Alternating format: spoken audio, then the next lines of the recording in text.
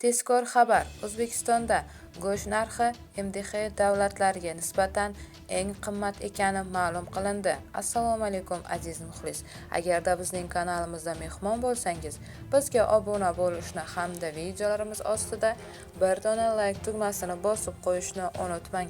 O'zbekistonda mol go'shti narxi bo'yicha dunyoda 127 ta davlat orasidan 91-o'rinda turadi. Nanbio xalqaro servis ma'lumotiga ko'ra, joriy yilning 7-mart holatiga O'zbekistonda 1 kilogramm mol go'shtining narxi 8,1 AQSh dollarini tashkil etadi.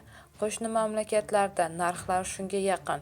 Qozog'iston, Rossiya, Qirg'iziston mol go'shti narxi 7 AQSh dollardan sal oshiqroq turadi. Islandiya, Janubiy Koreya mol go'shtining eng qimmat mamlakatlarning top 5 taligidan o'rin olgan. Ro'yxatda yetakchilik qilgan Shveysariyada 1 kilogramm go'shtning narxi 44,3 AQSh dollarini tashkil etadi.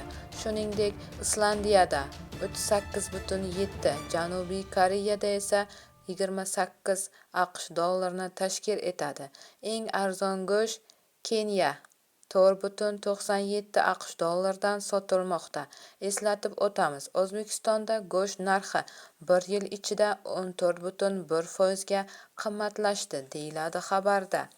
Bu xabarni barcha yaqinlarimizga jo'natib qo'yamiz hamda videomiz ostida bir dona like tugmasini bosishni unutmaymiz.